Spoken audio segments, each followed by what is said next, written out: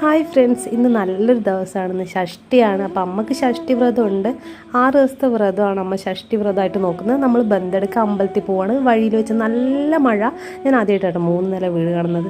അപ്പം നമ്മളിതാ അമ്പലത്തിലേക്ക് എത്തി. കാലാവസ്ഥ നല്ല വ്യത്യാസമുണ്ട്. ഇവിടെ മഴ പെയ്തിട്ടില്ല എന്ന് തോന്നുന്നു. തൊട്ടടുത്ത് തന്നെ സുബ്രഹ്മണ്യ സ്വാമി ക്ഷേത്രത്തിന് തൊട്ടടുത്ത് തന്നെ ഒരു ശ്രീരാമക്ഷേത്രമുണ്ട്. ഇവിടുത്തെ ആലൊക്കെ ഭയങ്കര രസമുള്ള കേട്ടോ. ഇന്ന് ഞായറാഴ്ചയും ഷഷ്ടിയും കൂടെ ഒരുമിച്ച് വന്നതുകൊണ്ട് നല്ല തിരക്കാണ് അമ്പലത്തിൽ. ഇവിടെ നല്ല ഭയങ്കര ഒരു പോസിറ്റീവ് വൈബാട്ടോ ഈ അമ്പലത്തിന്. എനിക്കൊരു നെയ്വിളക്ക് കത്തിക്കാനുണ്ട്.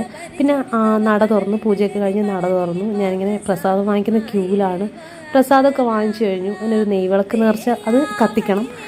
പിന്നെ ഇവിടെ എഴുതിയ കണ്ടോ, ഇവിടെ എല്ലാം കന്നഡത്തിലും മലയാളത്തിലുമായിട്ട് എഴുതിയിട്ടുള്ളത്. ഇത് ഏകദേശം കുറേ കന്നഡക്കാരും മലയാളികളും കൂടിയുള്ളൊരു അമ്പലമാണ്.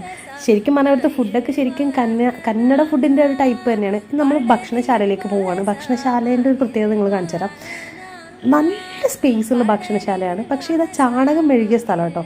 ഇതിപ്പോൾ കുറച്ച് ആൾക്കാർക്ക് ഇവിടെ ഇലയിൽ കഴിക്കാൻ കാരണം എന്ന് വെച്ച് കഴിഞ്ഞാൽ ഷഷ്ടിവ്രതം എടുത്തവർ വീട്ടിൽ നിന്ന് തന്നെ ഇല കൊണ്ടുവരും.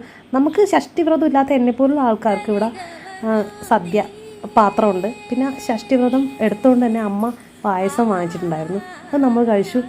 ഇവിടുത്തെ കറിയൊക്കെ കണ്ടോ. അയ്യോ, ഈ അച്ചാർ പറഞ്ഞറിയിക്കാൻ വയ്യ, ഭയങ്കര ടേസ്റ്റ് അച്ചാറാണ്. കർണാടകക്കാരുടെ ഫുഡ് എന്ന് പറഞ്ഞാൽ എനിക്ക് ഭയങ്കര ഇഷ്ടമാണ്. രസത്തിൻ്റെ മുകളിൽ തന്നെ സാമ്പാർ വിളമ്പി, അതിൻ്റെ കൂടെ മാങ്ങാ പച്ചടി.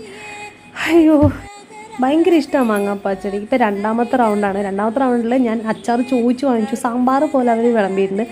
അന്നദാനവും കഴിഞ്ഞ് കഴിഞ്ഞാൽ പിന്നെ അമ്പലം വിട്ടോണം എന്നാണ് കണക്ക്. പക്ഷെ ഞാൻ അമ്പലം വിട്ടിട്ട് പോകാൻ അങ്ങനെ ഉദ്ദേശിക്കുന്നില്ല. കാരണം എനിക്കൊരു അടിപൊളി സ്ഥലം നിങ്ങളെ കാണിച്ചു തരണം.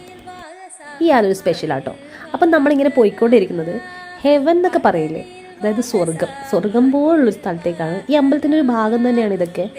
കുറേ പടവുകളുണ്ട് ഇങ്ങനെ ഇറങ്ങി. എൻ്റെ കൂടെ രാധമ്മയുണ്ട്. കാരണം എനിക്ക് ഒറ്റയ്ക്ക് പോകാൻ ഭയങ്കര പേടിയാണ്. ഒരു പ്രാവശ്യം ഞാൻ ഒറ്റയ്ക്ക് വന്നപ്പോൾ 2 പാമ്പുകൾ, ഇത് നാഗത്തറിയാം കേട്ടോ. അപ്പോൾ 2 പാമ്പുകൾ ഈ ഒരു കാണുന്ന ഒരു ഫോറസ്റ്റ് ടൈപ്പ് ഒരു സ്ഥലമില്ലേ, അവിടെ ഇങ്ങനെ കെട്ടിപ്പണഞ്ഞ് നിൽക്കുന്നുണ്ടായിരുന്നു. അത് നല്ലതാണോ മോശമാണോന്നൊന്നും എനിക്കറിയില്ല. അപ്പോൾ ഞാൻ മൊബൈൽ രാധമ്മേൻ്റെ കയ്യിൽ കൊടുത്തിട്ട് ഈ വീഡിയോ ഒന്ന് എടുത്തു തരാൻ പറഞ്ഞു. കാരണം അത്രയ്ക്ക് മനോഹരമായിട്ടുള്ളൊരു സ്ഥലമാണിത്. കണ്ടോ, ആ കുളം തന്നെ.